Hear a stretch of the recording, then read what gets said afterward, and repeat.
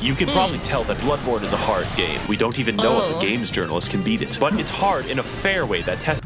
Is it actually, like, is that true? Game journalists can't beat Bloodborne? You know, as much as I want to try this game, if that's the truth, I don't know. I've got some skissues. I've got some skissues that, sure, I may be ashamed of, but I'm also not afraid to admit it. Your skills and reaction time, except for Lawrence, but I'll get back to Lawrence later. What sets this game's bosses apart is that the challenge makes it... Welcome back to another NEKO Reacts. It's time for me to admit it. I've never played Bloodborne, but Max0r has. The video has spoilers. Bloodborne is a Lovecraftian horror RPG that no one understands by definition, where the player is free to attack hordes of human children at will. Is it just me or does Max sound a bit different in this video? I can't be the only one that feels Max sounds a bit different. Like, actually different. Consume their innards. If that in-depth and engaging anti-baby gameplay appeals to you, keep listening because it gets worse. In this game, you play as John Bloodborne, a foreigner incapable of speech without the use of sign language, and stricken with Habsburg disease, comes to the ancient city of London. Excuse me, what? You don't actually play as an inbred, right? Okay, I've never played the game. I know almost nothing about the game. I want to play the game, but I have questions a lot already. Seeking treatment for the sins of his cousins. In doing so, he will begin hallucinating talking dolls, spider people, and the great...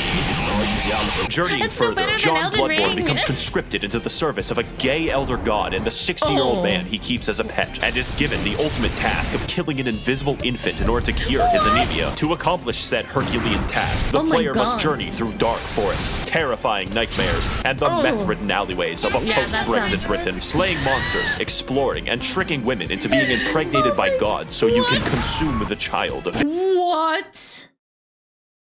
I'm sorry. Pause. You consume the child?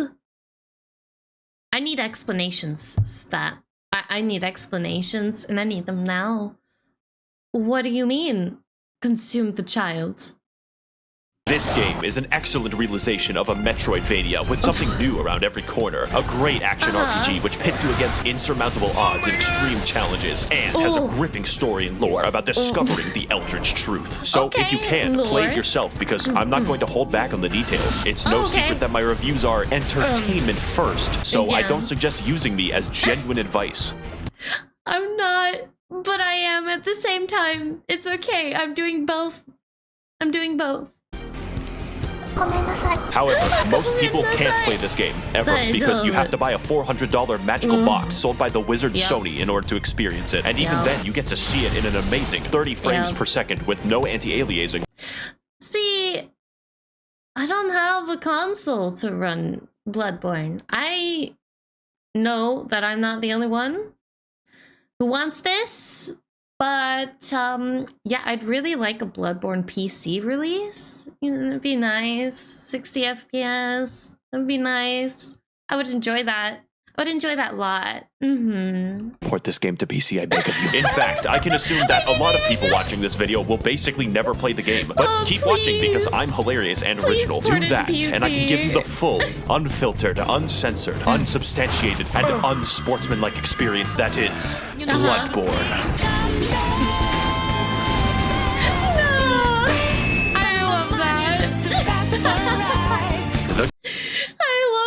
Just like, just do this one thing and maybe I'll consider, you know, properly reviewing your game. Gameplay is what makes this game great, and the easiest way to describe it is simple but complicated. On a simple level, your baby brain is responsible for only 2 tasks, dodging and hitting. And dodging in this game renders you temporarily invincible. Sounds easy, right? Wrong, because every single enemy is adjusted to keep... I learned this the hard way. My first Souls game was Elden Ring, and I didn't get to play all that through because I just couldn't latch on to the game properly, if that makes sense. There was no, like, hook to drag me in, for lack of better words. But then I played Lies of P, and I was hooked in immediately by the story, the world, etc. And I learned that iframes do exist, and Souls games are hard. End of story. Pace with you. Basic enemies are basically able to whoop your ass into fucking non-existence. Every encounter, therefore, is tense and engaging. When you kill someone, it's because you were faster and had more mech than they did. When you kill someone, it's because you didn't want to die first. But yeah, that works too, yeah. On a complicated level, you have a gun, and normally bullets hurt people, but in London, bullets are a suggestion, like the Geneva Convention. Here in England, it's all about the knife bins, except when you shoot somebody... I have to be careful saying yes in Max videos, honestly. I have to be careful saying yes because he speaks so fast. I did not, you know what I meant. Mid-attack, you gain the mystical and arcane ability to plunge your fist through their ribcage like Mortal Kombat and rip out their heart, which is considered rude and a slight annoyance. This extends to behind them if you charge an attack, which sometimes causes you to reach up a pig's asshole and rip out the prostate like fruit by the foot. Side note, the most optimal farming route for currency in this game is called Murgo's pig fisting route. See, I changed the webpage, and in this route, you sneak up behind this guy and do him the dirty. Then entice these two... That's worse than shooting the bird in Elden Ring. Maybe the bird isn't that bad, after all. I don't have to really do anything other than taunt it from a distance. Yoo-hoo! I have a bow and arrow. You see me, right? Yeah. For anyone that doesn't know the bird, I suggest seeking it out. Swingular bastards to be mauled to death by members of Organization 13. Repeat 50 times. On a complicateder level, every single weapon in the game has 2 different modes with 2 different movesets. And transforming between them gives you special attacks, in addition to running attacks, plunging attacks, on a theoretical physicist level. Yeah. Oh, if you could leave a like and subscribe, I'd really appreciate it. Thank you. Your character memorizes squiggly lines and fridge art created by gods for passive bonuses that work regardless of weaponry. My favorites are more money, and more money. They stack. Finally, on... I realized in a lot of Souls-like games, the money is just called runes. So it takes a little while to adjust when a Souls-like game has currency that's not called runes. Or, well, the lack of runes at all, actually. But, you know, that's okay. This is, if anything, getting me hyped up for the DLC for Lies of P. But I also really want to play Bloodborne. But it's not on PC. Why can't they put it on PC? Have they given a legitimate reason as to why they won't put Bloodborne on PC? On a meta-theoretical chiropractic level, every weapon is customizable with different gem slots that give differing effects for your attacks. And there are different types that can literally change all of the stats of the weapon, like making a fucking spear do more damage based off of intelligence. There's definitely more and a lot of strategy in how you level up your character, but I assume that you know how to level up in a fucking video game. But with all this combat prowess, you may be wondering, Max0r, who are these crusty abominations that you're fighting on screen? Well, to learn that much, we're going to have to delve into the lore. So buckle your britches, bitches, because this shit is wild. I'm sorry. The buckle your britches, bitches is coming. I'm gonna use that. I'm gonna use that. If I say something questionable, just accept it as fact. I can be trusted. 60 years ago, 20 rowdy college students took their education extremely seriously because they found Woman Cthulhu. She was just in a portable toilet downstairs. Also, because they were bored, they beat to death a god of the sea with some bats, but that's a story for later. It turns out the entire world is ruled and created by a race of elder gods beyond human comprehension called the Great Ones. Figuring this out, they got Cthulhu's blood and were like, we can make a religion out of this. Because it turns out the blood can heal people, which is really good due to all the knife crime. So everyone's... That would really help with, you know, American healthcare systems. Just give us blood that heals us. That's all. That's all we need. I see no problem with this, actually. Smart route. Starts drinking it a little too much and they get the money to build 36 cathedrals, but it turns out eventually the blood turns you into a werewolf. So the church hires a guy named German to go fight the beasts. Okay, never mind. I retract my previous statement. You know, that... Maybe I just won't go to the hospital when I need to, like every other American. You know, maybe I just won't. Maybe I just won't. I don't want to become a weird monster thing. disturbing. With an organization known as the Hunters, but there's too many beasts, so he gives up. Now the knife crime is increased even more, and German sort of goes insane and creates a life-size doll of one of his students, who is an 8-foot-tall Amazonian. He also canonically has sex with him. The Moon God, for some reason, kind of takes notice of this and is like, all right, listen, I'm building a suicide squad. I will bring your waifu to Laifu if you serve me for all time as my slave. German reasonably thinks that this is a great deal and is imprisoned in a dream. This is So, okay, let me see if I can put this in non-MAXOR terms. A group of people, I'm assuming a council, discover female Cthulhu, they take her blood, they use it, distribute it, create a religion based off of it, boom, mega rich. Then people start turning into monsters. Everything goes to crap. And then, because they realize they're fluffed, they hire people to take care of the monsters, but there's too many monsters, so they just don't bother to take care of the monsters because they're not. There's no reason to take care of them, right? There's no reason to keep fighting if they're just gonna keep coming back. So, the crazy guy, I don't know how to explain that. I'm not gonna lie. I don't know how to explain that one. Genuinely, I don't know how to make sense out of the crazy guy. I need help. I need help with that part. I think I covered the other parts, but the crazy guy I need a little help with. Was he like the what, like a chief? And he went cuckoo cuckoo because of his wife?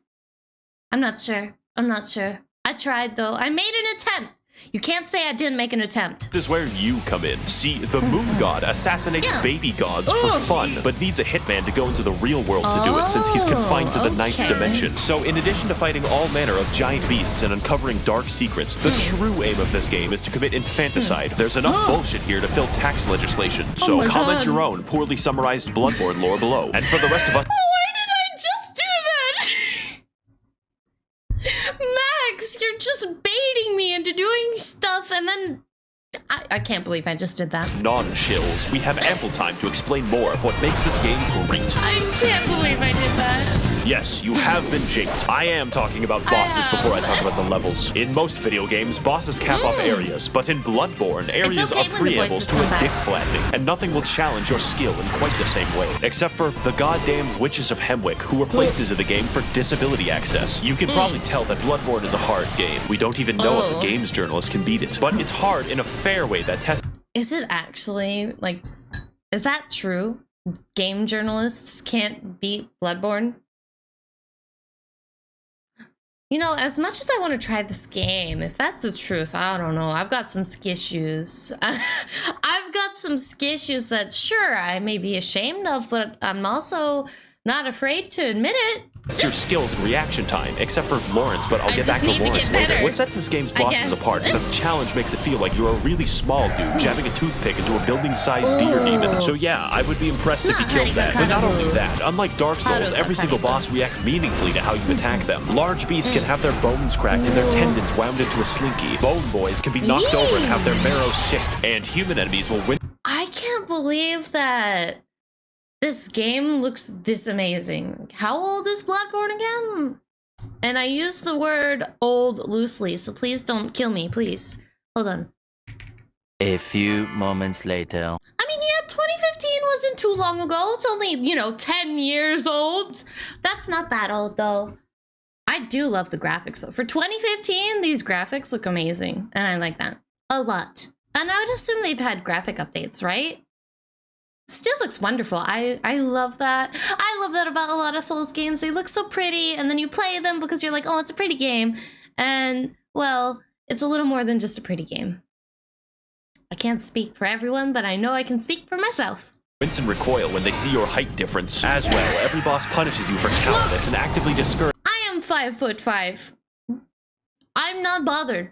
Okay, I'm cuddle-sized, that's all that matters. They're just backpedaling with their forward momentum, causing every fight to be an elaborate dance with a thrilling back and forth. Unless you're fighting Rom, who is the really hungry caterpillar if he had a legion of arachnid slaves who threw their heads underground like ostriches. We don't talk about him. And while we're on the subject of bad bosses, this motherfucker, let me tell you something, the humanoid bosses in this... I feel like the guy with the cage on his head has the same effect as Pyramid Head from that other game, which name I can't remember. Apologies, I never played it, so...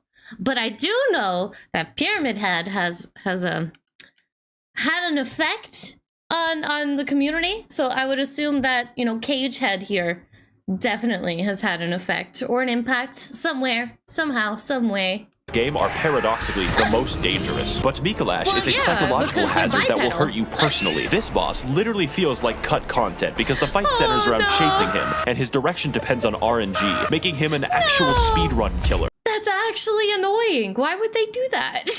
Other than to be annoying, why? Why put that mechanic there? When you corner him, he uses one attack, and then you chase him again, where he gains the power to insta-kill you. God forbid you're hit by it, because that's 10 minutes gone. Here's a tip. Save up 10 poison knives and steal from your family if you must. Then wait until he jumps down this hole, poison him repeatedly, and watch him spaz the fuck out until death. You will That's, I would do it. Sometimes the best way to slay your prey is with damage over time. I'm sorry, I know a lot of people in a previous video did not like my comment about liking damage over time, but in this case, I mean, it's pretty helpful, so yeah. Poison's great. Thank me. But as a result of everyone who isn't Miko shit, conquering a boss in this game is absolutely rewarding on a level that other games cannot match. It's only because the odds are stacked against you in ways that don't feel bullshit most of the time that conquering them is the main reason I play, and their fights are undoubtedly the best I've ever done in video games. But that isn't most of the time in the game. In fact, a lot of your time is spent exploring the areas, so let's get into that. Lesson 1 in area design. Where the fuck am I going? Exploration is the name. Literally every game for me, any game. It doesn't have to be a Souls-like. Any game I play that has a large map, I'm always like, where am I? What am I doing? Can I have a map? And then even with a map, and my chat can vouch for me, I still get lost. That is why I say I'm directionally challenged. I don't know where to go half the time. That's why when I'm able to put markers on a map and look and track them, I am set for life. But if I can't do that, I'll be walking around for a while. Running around, walking around, same difference, yeah. Name of the game, except it's called Bloodborne. Only this time, you don't bring smallpox and kill 20 million people. We're looking at a solid 10 this time. Because the main enemies in this game are British townspeople. It's how the developers made sure you didn't feel bad about killing them. The plague of beasts infecting London causes people's teeth to become beast-like, makes you aggressive at night, and slurs your speech. So it's up to you. What is he saying? What was that? To stop them as a hunter should. If you don't look up where to go next in this game, good fucking luck. People get lost all the time. Get used to it. This game doesn't do exploration like, oh look, there's loot in this hallway. My dopamine's gonna go crazy. Yeah, that's literally me. When there's a boatload of loot, sorry, I actually have tears in my eyes. But when there's a boatload of loot, my dopamine's gone through the roof. I'm happy. And you know, it feels like everything will be okay. Everything will be okay. Sooner or later. That's baby shit. This is daddy's exploration, where you find a route back to a place you were in 10 hours ago. And I hope you weren't expecting a mini-map or any map. Every single hallway is a rabbit hole of discovery, and your hand is... No, there's no map? There's no map in Bloodborne? So when this game gets a PC port, I hope there's a map. Because, I just got done talking about how I get lost all the time. All the time. Isn't held. Case in point, Cathedral Ward is a level, but feels like a hub area because it connects to fucking everything. And where you start the game is in the middle of a loop-de-loop involving torturous experimentation. Just look at the fucking map of this game. Everything overlaps. And yes, there is a level called Nightmare Lecture Hall. And no, it does not connect to the Altar of Despair, although you would think that. Fittingly, the Lecture Hall is the smallest area, and more fittingly, 90% of the combat is graduates throwing cum at you. The game also has 2 completely secret areas that you would not find without the internet. I would tell you how to enter, but I don't want to do calculus. And what you get at the end? Oh my god. I don't want to do calculus either. Please help me out, Max. Throw me a bone. Just not the ones, you know, yeah, not those bones. Upper Cathedral Ward is legitimately a horror area in a game loved for its combat because it's filled with enemies who act out my greatest fears. Stealing currency permanently gives me fucking chills every time I talk about it. Castle Canehurst is proof that From Software hates us all, since the best area in the entire game requires you to go to the Field of Corn in Ohio and trek down Waldo. But it's worth it to invade the house of that parasitic queen dwelling in her demented castle so that she may feel the wrath of the proletariat. All we have to do is kill Prince Philip, who guards the way away as an eternal lich. On top of this, there are numerous NPCs and NPC quest lines spread throughout the world, all with a series of interactions with each other depending on location. So, okay. From what I can see on the graph, you know, every NPC is death, more death, misinformation, drugs, and, you know, self-relief. I can see, yeah, that makes sense. It's a Souls-like game, that makes sense. That adds up. I know that from my experience with Elden Ring. A lot of NPCs just want to kill me too. Yeah, I don't blame them. And timing. For instance, you could direct nuns, prostitutes, and Prince Philip to a church run by a lonely black sludge, then perform enough blood transfusions to send the nun into a yandere rage. Or you could direct them to the nice woman who runs the clinic down the street, who only wants to help and assist others. Then take a strange path through the forest and into her clinic to discover that she has been experimenting on all of them in order to create the Blue Man Group. And if you want, you can take the umbilical cord away from her schizophrenic ass and eat it. The sky's the limit in Bloodborne quest lines. And you know what my favorite... Oh, that's so messed up. That's such a messed up. Oh my god.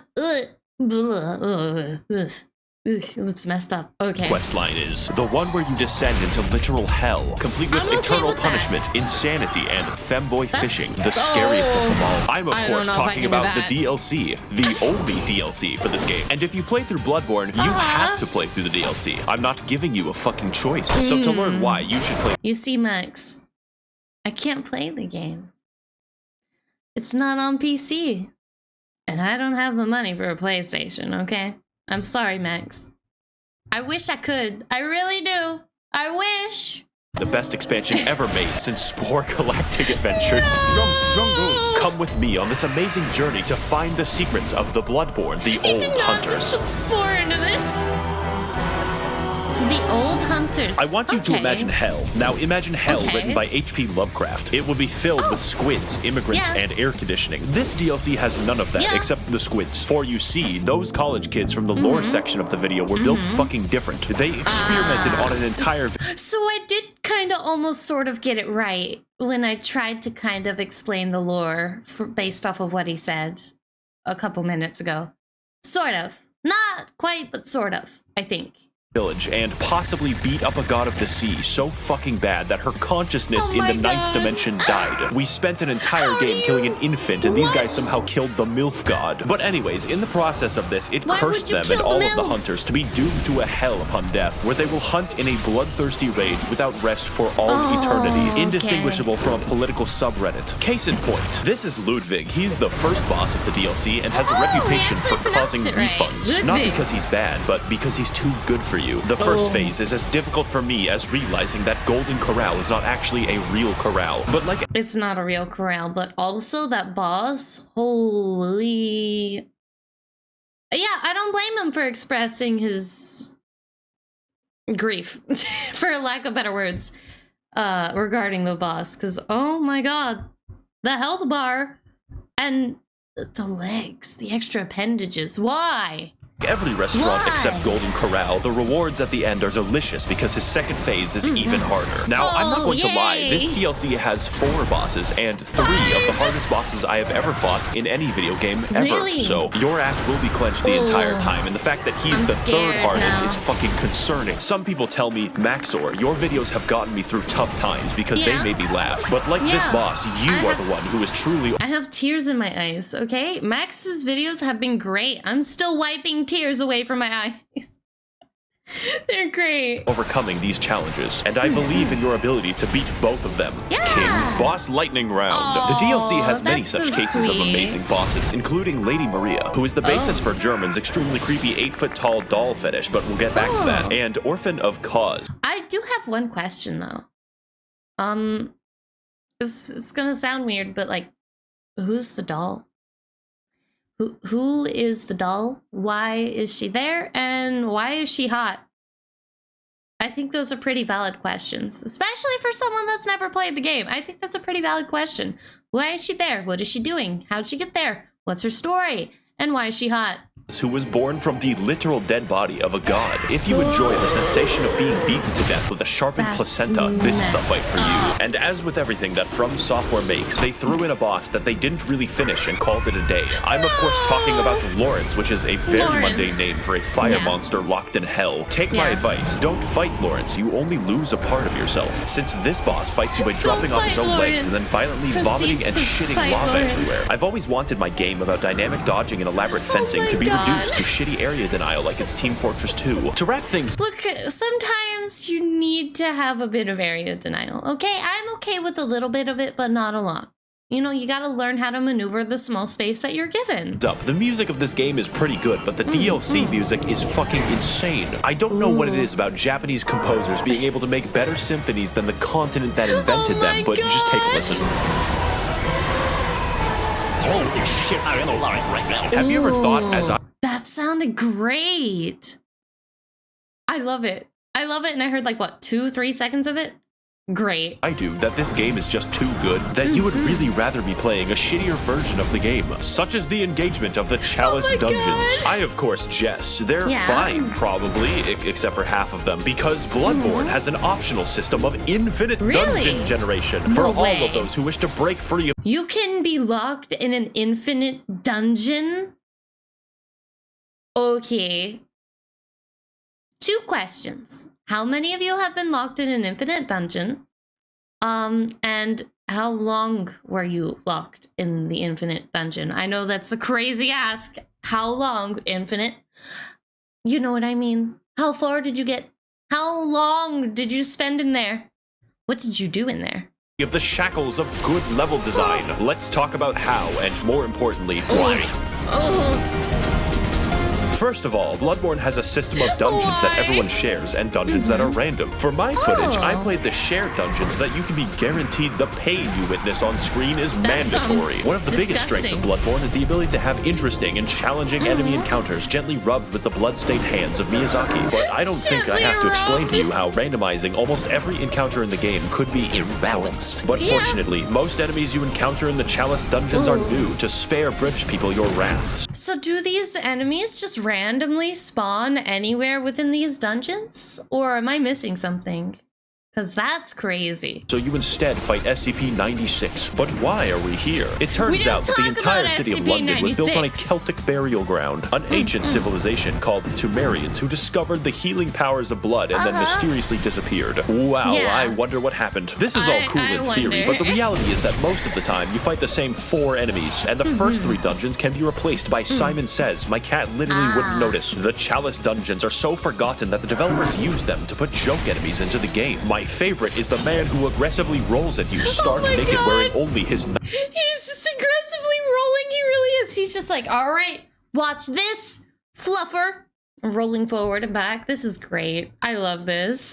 The uniqueness also extends to the bosses, and they're actually pretty cool, like Tumerian Descendant, Watchdog, and the 3 overweight men. Do you remember that basic enemy from like 2 levels? He is the boss now. Rom, he is the boss again. The only thing stopping me from throwing myself into a wood chipper is the fact that Mikolash isn't back. And if you're going to have replays, you probably want to make sure that... I don't think anyone wants to have another duel with the Cage Man that runs around and you have to chase him, and it's based off of RNG. So if RNG just doesn't love you, good luck. They're actually good. In fact, the bosses are so fucking imbalanced that the Watchdog fight is primarily comprised of instant kill attacks. I beat Sekiro backwards on a keyboard, and this shit is too fucking much. Now, normally that would be all, but the dungeons go deeper. What we've discussed so far is merely the surface, and there is a much darker syndicate lying just below. These places you must never venture, for they are the save edit dungeons, whereby through wizardry... Got it. They're the ones that we must not speak of because they do not exist in this video, okay? They don't exist, therefore they just don't exist. Simple as that. The community are able to conjure up deep, dark chasms and share them with the rest of the world. Of these secrets, there are only 2 that I shall reveal to you, and the first is the Cum Dungeon. Yes, you heard that correctly and clearly. The Cum Dungeon is the name of the most optimal farming route ever conceived by the fucking cricket people who do this shit, whereby the player enters the chasm of place name and watches as a high-level boss yeets itself off a cliff. Murgo's pig fisting route can give you 10,000 echoes. This gives 83,000. And if you... That is actually messed up. Is this... Is that a real article? No way. Oh my god. No way that's a real article. That's a real article? No, that can't be a real article. That has to be edited. No way. I won't believe it. I gotta look it up. You thought later. that sorcery was bad. It gets much worse. You can insert anything from the game files by save editing a Chalice dungeon. Oh my god. Anything. This includes cut and unfinished content from the game that the developers forgot to delete. Like this doggo who attacks you with invisible lightning. Overall, the Chalice dungeons are bad. They're not actually very fun to play, and yet I love them. Everyone loves them because they allow us to further explore a long-dead game with the help of a passionate community. Now, before we sign off, I know what you're thinking. I know that the community has been working on a successful PC port for the game. The problem is, I don't know how that PC port, like how far along they've gotten with said PC port. So I'll actually have to look that up. MAXOR, what about the multiplayer? That I would love to talk about with all the footage I have, but it's dead. If this game releases on PC and it's better, then I will talk about the multiplayer extensively. And finally, this game and this video would not be complete if I didn't talk about the Hunter's Dream. After all the combat, the battles, and the difficulty of this game, it's nice to have a place to recharge, purchase items, upgrade weapons, and watch as it violently burns to the ground. This is where you'll find German slowly wasting away as his soul remains captive for an eternity, and his doll waifu that he sold his existence to be with. So wait, German guy, tall dude is married to the doll? Is like his wife's soul in there or something? What is the doll? I need to know. She talks to you, levels you up, offers you advice, and German says you're allowed to have sex with her. When I fell down and felt defeated, she was there to pick me up. When I emoted at her randomly, she pretended to be impressed, and she was there, graciously standing in the background of this one shot that I took of myself. She is our waifu now, and the game is perfect and complete because she is in it. Now excuse me as I engage in the supplementary lore material. Should you get the game, yes, absolutely, I am biased. No comment. In fact, you should physically enter Sony's headquarters and demand that it be ported to PC. I will be right there with you. Tasers will not... I love how badly Max0r just wants the PC port, and here we are, 2025. No PC port yet. Stop me. I would like to thank the corrupt hackers and politicians funneling money into this channel directly from the taxpayer. If you would like to contribute your funds accrued through extensive federal government corruption, you can head to my Patreon to learn more. I would also like to thank the kind denizens of the Mythbusters Smut Discord who sent me half the memes in this video. And as always, thank you for watching. That's great. Thank you for another video. Oh my god, I love it. I've been told to not skip the ending of your videos though, so that is what we will proceed to do. I love that Elden Ring is next. I promise I will.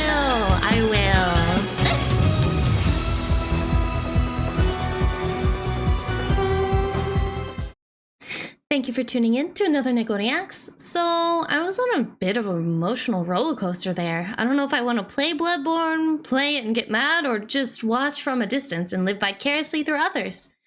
If you've played, what's been your experience? Let me know in the comments below. Until then, please leave a like and subscribe, and I'll see you in the next one. Mata ne! Bye bye!